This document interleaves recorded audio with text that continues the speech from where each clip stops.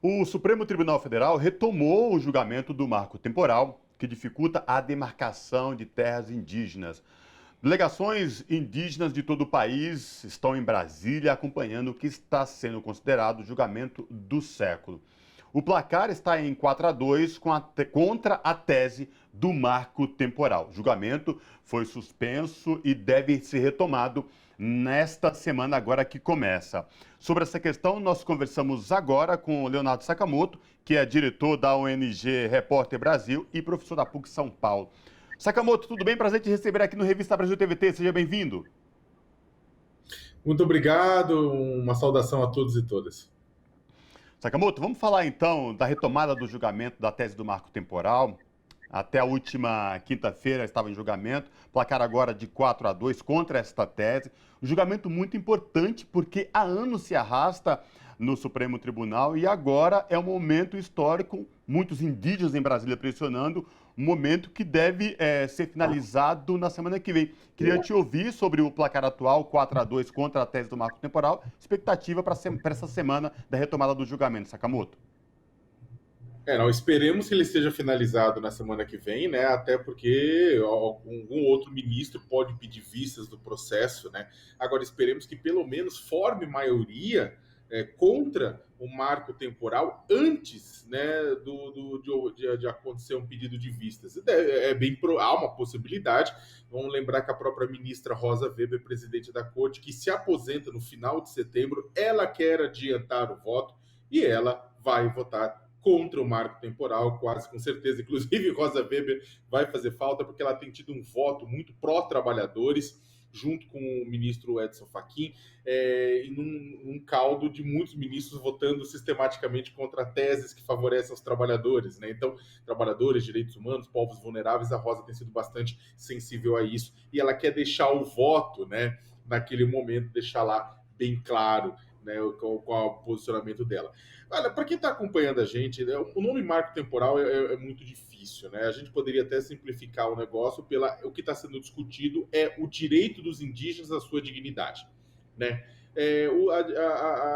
A relação cultural dos indígenas com a terra é muito diferente da nossa relação com a terra. Da terra eles tiram sustento, da terra tem a moradia, mas também a farmácia, o alimento, é tudo lá daquela área em que eles estão. Então tem muita gente que fala, mas é uma área grande para tão poucos indígenas, porque não é só uma casa, não é só o condomínio deles, é também o local de plantio, da sobrevivência, os locais sagrados, o local onde eles tiram os remédios, né? E o local onde eles têm uma relação diferenciada com a natureza. E tanto é que as áreas indígenas do Brasil têm uma taxa de preservação ambiental muito, mas muito maior do que as áreas de reserva, como parques nacionais ou reservas da biosfera. É muito maior a preservação, né? Então, o que acontece é que a tese do marco temporal surge com a demarcação, com a discussão da demarcação sobre a Raposa Serra do Sol, de território indígena em Roraima, né? O próprio Supremo Tribunal Federal colocou teses de que, olha, os indígenas podem reivindicar as terras em que eles estavam ou que eles disputavam no momento da promulgação da Constituição em outubro de 88, é o que diz a tese do marco temporal. Ora, isso é uma tremenda de uma bobagem, porque a gente sabe que muitos indígenas, durante a ditadura, foram simplesmente expulsos de suas terras e começaram a voltar e começaram a ter coragem de pleiteá-las de volta com a redemocratização do país sem morrer. Morrer, claro. Por exemplo, temos o povo Aimiri-Atroari entre Roraima e o Amazonas que sofreu um genocídio durante a ditadura, né? Então, tem muitos indígenas sofrendo genocídio. Então, o pessoal quer ir uma parte do agronegócio anacrônico, que se preocupa só com hoje, sem se preocupar com a vida das pessoas, nem com o comércio do Brasil lá fora, porque isso vai dar um problemão para a economia brasileira, né? Com a quantidade de bloqueio comercial que vai surgir. Eles bombam e querem isso a todo custo. E aí, o que acontece? O Supremo Tribunal Federal desculpe, está julgando o caso. Por enquanto tem uma maioria, tem um voto lá no meio, uma proposta do Alexandre de Moraes, que ele tentou conciliar, olha, eu voto contra o marco temporal, mas vamos indenizar de forma prévia as pessoas que vão ser retiradas, o que é um complicador, porque vai gerar um atraso em demarcação, né? Então tem toda uma discussão que a gente pode até falar com relação à questão da indenização, mas pela primeira vez desponta a possibilidade real disso ter um fim pró e de um final feliz para os indígenas. Cuidado apenas, só que nenhum final feliz funciona que nem histórias de contos de fada. Tem sempre um capítulo 2 com problema. E o capítulo 2 com problema está tramitando no Senado Federal, que é um projeto com o mesmo nome, chamado PL do Marco Temporal, que é uma bomba, porque ele não trata só dessa questão da terra, ele trata de um monte de coisa, ele libera a construção de hidrelétrica, linhão de energia, se isso for do interesse da segurança nacional, facilita a plantação de transgênico, facilita não indígena administrando fazenda em terra indígena, cria até a figura de sommelier de índio, de indígena, que vai falar o seguinte: olha, esses indígenas que estão nessa terra deixaram de ser suficientemente indígenas com o tempo, então vamos pegar a terra de volta. Então tem várias maluquices lá no meio que está tramitando no Senado Federal. Ótimo que você já deu esse panorama geral, Sakamoto, e a gente já tem assim elementos básicos para fazer esse entendimento do que é essa votação e também o que se relaciona, por exemplo, com o Congresso. Mas eu vou voltar nesse tema da indenização que você colocou, da indicação do voto de Alexandre de Moraes, porque, inclusive, a AGU já fez uma manifestação, mandou um documento ao Supremo Tribunal Federal, questionando essa questão da indenização, tanto quanto a dificultar o processo de demarcação de terra, como você já bem colocou, pode aí atrasar a demarcação ou dificultar, porque é um pagamento prévio, segundo Alexandre de Moraes, né? Essa é a indicação dele no voto, mas também sobre um gasto incalculável. Mas eu gostaria de escutá-lo sobre essa proposta de Alexandre de Moraes e se você acredita que algum outro ministro pode ter essa mesma posição. Olha, há uma possibilidade, provavelmente ao final do julgamento vai ser discutida a questão da indenização, né? E essa questão da indenização, ela é complexa, né? Porque é o seguinte: quando você fala de indenização de terra ocupada ilegalmente por não indígena, na região norte do Brasil tem uma percepção. Na região sul e centro-oeste tem outra, e esse acho que é o ponto de R$ 1 milhão. Porque é o seguinte: na região norte, você tem uma clara ocupação recente de terras indígenas e uma invasão, uma intrusão de terras indígenas, né? E que você tem que ter a expulsão. Você tem a terra indígena, o pessoal recentemente houve uma invasão, começa a introduzir garimpo, fazenda, né? Área de exploração, carvoaria, e aí tem uma clara relação que dá para você claramente tirar, né? Tem uma relação bem clara naquele processo ilegal. Agora, você tem algumas áreas, como na região do Mato Grosso do Sul, que envolvem indígenas como os Guarani e os Kaiowá, em que, durante a ditadura militar, você teve um esbulho dos indígenas, retiraram ilegalmente eles das terras. A ditadura, em alguns momentos, até falou: olha, para as pessoas que pegaram a terra, ou você faz isso, você não tem direito à terra, ou você começa a plantar, introduz, afasta os indígenas, você não tem direito à terra. Em alguns casos, a terra foi vendida, depois passada de mão, e às vezes você tem realmente uma figura de boa-fé. E aí que tem muita gente que estuda a situação dos indígenas do Mato Grosso do Sul, né, que é o lugar no Brasil hoje onde a questão da territorial é a mais dura e mais pesada, que falam que, em alguma medida, vai ter que, sim, garantir indenização para quem comprou terra de boa fé, porque inclusive tem fazendeiros que querem sair desses lugares, tem fazendeiros que querem deixar esse lugar, eu não quero mais essa loucura toda, eu topo vender a terra pelo valor que eu comprei e tudo isso mais. Então o que acontece? O governo, em algum caso, em algum momento, aquela questão da indenização da boa fé, por mais que boa fé seja algo difícil de ser objetivado, mas vai ter que ter. A questão nesse ponto é que o Alexandre de Moraes propôs, né, como uma solução intermediária para tentar amansar o agronegócio que está chiando e gritando, e a maioria no Congresso e tudo essas coisas, falou: olha, então vamos fazer com uma indenização prévia. Ou seja, primeiro paga e depois sai da terra, né? E aí a gente sabe que em muitos casos, não só as questões que isso vai atravancar todo o processo de demarcação, mas também tem outras questões, né? Tipo, porque com isso você acaba dando um posicionamento, você acaba criando um mercado ilegal de terras, porque tem muita gente que vai querer invadir território indígena com a possibilidade de ganhar um cascalho do governo, né, para poder sair de lá, quase que um sequestro da terra.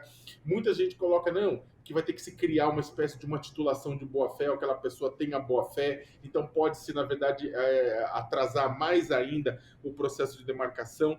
Então, a questão da indenização prévia ela é ruim por uma série de razões, né, que atrasam ainda mais o processo de garantia de acesso dos indígenas a essas terras, com, inclusive, um elemento. Muitos fazendeiros, com essa questão, vão ficar negociando valores, vão ficar negociando questões, vão ficar negociando formas de pagamento e o negócio nunca vai sair. Né? Então, é ruim essa questão da indenização prévia, que ainda vai ser discutida, que ainda vai ser debatida como a melhor forma para criar essa situação. O próprio Zanin, que era um voto duvidoso, porque ele teve votos complicados, né, com relação a direitos fundamentais recentemente, ele votou contra o marco temporal, que é excelente, e ele deu um voto que não é nem o voto do Fachin, que fala, olha, o marco temporal é ilegal, é inconstitucional, e não tem essa coisa de indenização prévia, coisa nenhuma, né? E o voto do Alexandre de Moraes, que também considerou ilegal o marco temporal, mas ele topou, ele propôs indenização prévia, o Fachin topa a indenização, mas que não seja prévia, né? Então, que pode ser depois, com processo, aí entra precatório, um monte de coisa. Então, eu acredito que há uma chance, sim, de ter uma solução a bom termo.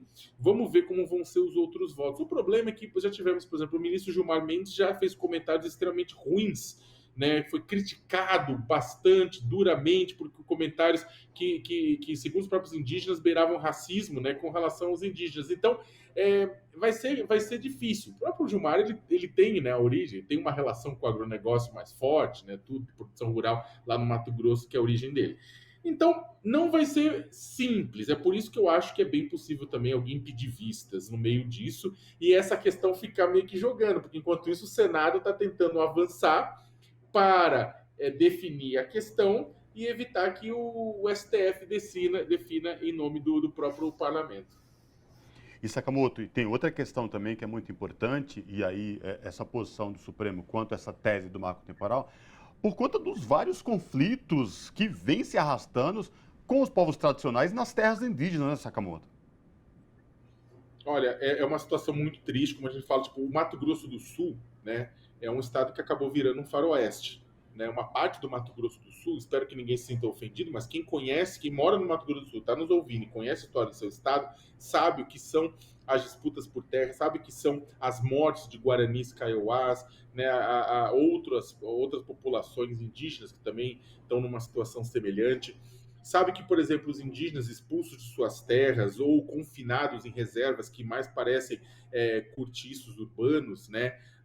Eles acabam caindo no alcoolismo, eles acabam saindo para o suicídio, né? Ou eles acabam se tornando trabalhadores escravizados. Sim, o próprio governo federal resgatou já centenas de indígenas sul-mato-grossenses ao longo dos anos em fazendas de cana-de-açúcar, de gado ou em outras fazendas, trabalhando de forma escrava, exatamente porque eles não tinham onde produzir o seu próprio alimento, o seu sustento, e iam tentar a vida fora. Então, o que acontece lá é gritante, mas não é só a questão territorial de acesso à terra, pura e simplesmente no Mato Grosso do Sul. No município de São Paulo, onde a gente está falando, a gente tem os indígenas lá na região do Jaraguá, que estão confinados a 1 hectare de terra, apesar de ter um outro território que poderia ser demarcado lá na região, na própria região, né, e que a justiça enrola, né, tem toda aquela enrolação que levou inclusive a um protesto deles no começo do ano, com a Polícia Militar de São Paulo tirando na base da bomba e do gás,